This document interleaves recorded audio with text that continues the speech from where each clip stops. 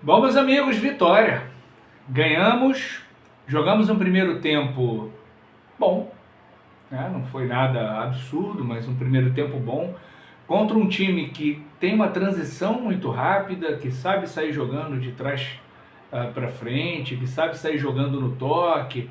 Não é o chutão como nós tínhamos há uma semana atrás, que às vezes é necessário, mas sempre é um grande problema. Em um primeiro tempo, onde o Fluminense fez 1-0, poderia ter feito o segundo, o terceiro, talvez o quarto, né? Foram algumas oportunidades claras de gol.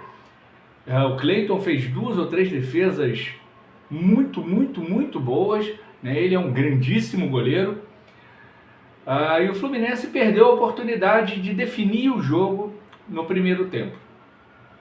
Uma grande atuação de todo mundo.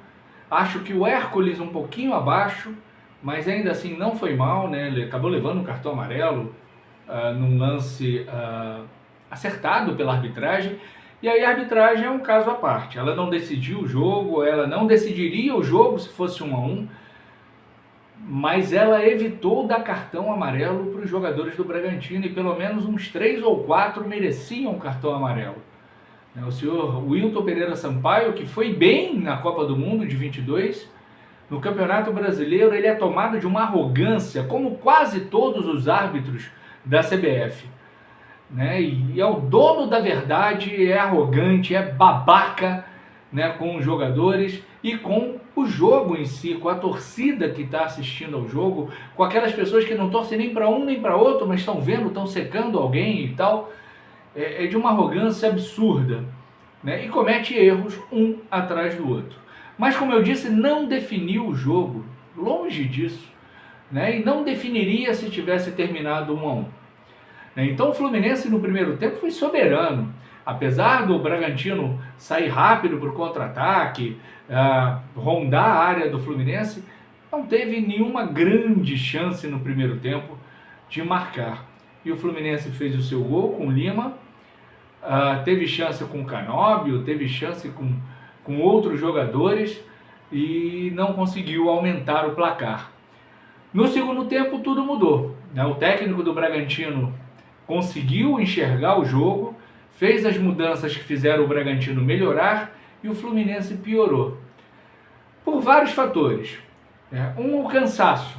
O Fluminense jogou sábado em Fortaleza, depois jogou terça-feira em Manizales, uma viagem longa, chata, e jogou hoje no Maracanã. Então tem sim um cansaço. O Arias estava morto no final do jogo, porque o jogo que ele joga, a forma como ele joga e nos encanta, é de uma intensidade muito grande.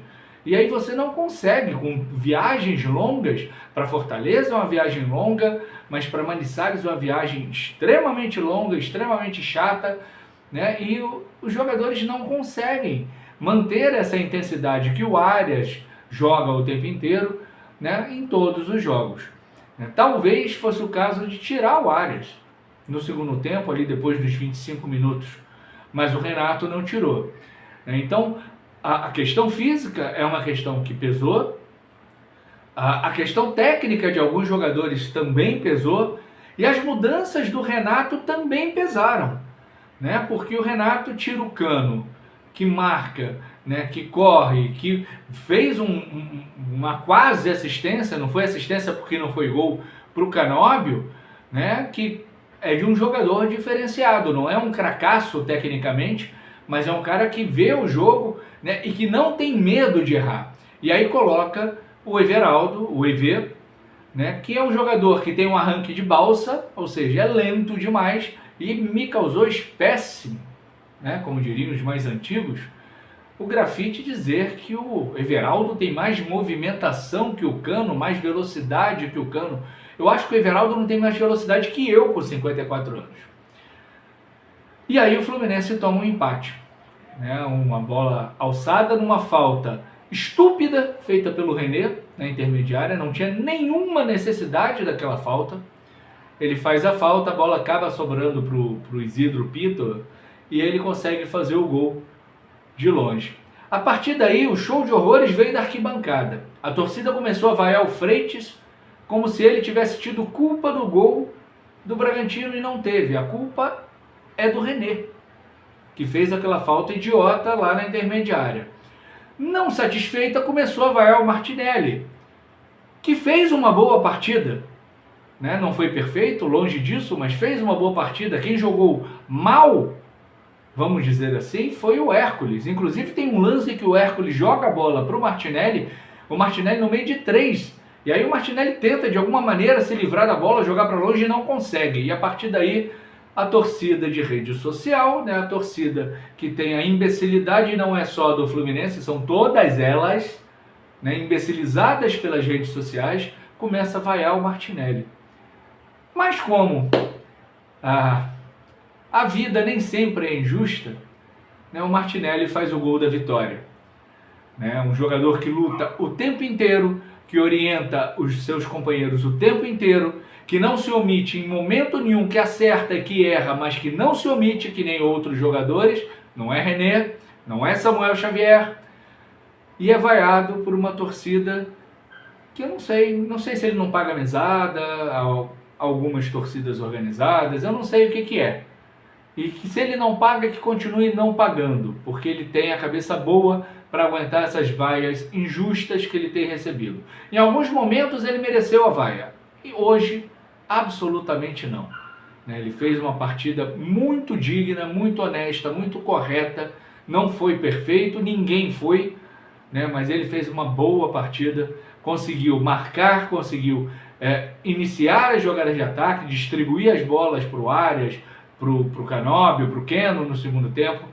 Foi prejudicado com alguns passes do Hércules, por exemplo, que é um grande jogador, mas que o Renato vai precisar fazer com ele. O que fez, por exemplo, com o Cortez, com o Léo Moura, né, e com alguns outros, Jael e outros jogadores, né, que ninguém queria, e o Renato fez os caras jogarem bola. O Renato tem essa característica importante, vai precisar fazer com o Hércules também.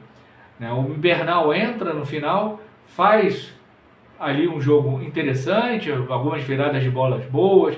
O Renato também vai ter que trabalhar muito o Bernal, porque ele faz uma jogada espetacular, vira uma bola para a direita muito boa e erra um passe de 30 centímetros. Então é preciso trabalhar. O Renato erra nas substituições, mas talvez tenha errado por conta das orientações dos auxiliares, né? Porque não deu tempo ainda dele enxergar e entender o time do Fluminense. De toda forma, uma vitória absolutamente importante, né, que tira o Fluminense lá do Z4, bota o Fluminense ali no meio da tabela, do meio para baixo, é verdade, mas bota ali no meio da tabela, né, bota o Fluminense numa condição de respirar, de ter tranquilidade, de jogar contra o San José, que é o pior time do grupo da Libertadores, ganhar bem na quarta-feira e aí no fim de semana enfrentar o Santos para mais uma vitória e aí sim começar a arrancada no Campeonato Brasileiro. Eu acredito, o elenco é bom, o técnico não é o da minha preferência, mas é infinitamente melhor que o anterior, então a gente tem condições sim de fazer uma grande campanha no estadual. Deus me livre, o estadual já acabou e não precisava voltar mais, mas uma grande campanha no Campeonato Brasileiro e também nas Copas que a gente está disputando, além do Campeonato Mundial. Onde eu acredito piamente que o Fluminense possa se classificar e classificar em primeiro no grupo, porque tem um elenco melhor que o do Borussia Dortmund. Vamos ver o que acontece, e o Fluminense faz a gente ter uma noite de domingo tranquila e um início de semana tranquilo também. Um grande beijo, grande abraço e saudações tricolores. Tchau, tchau.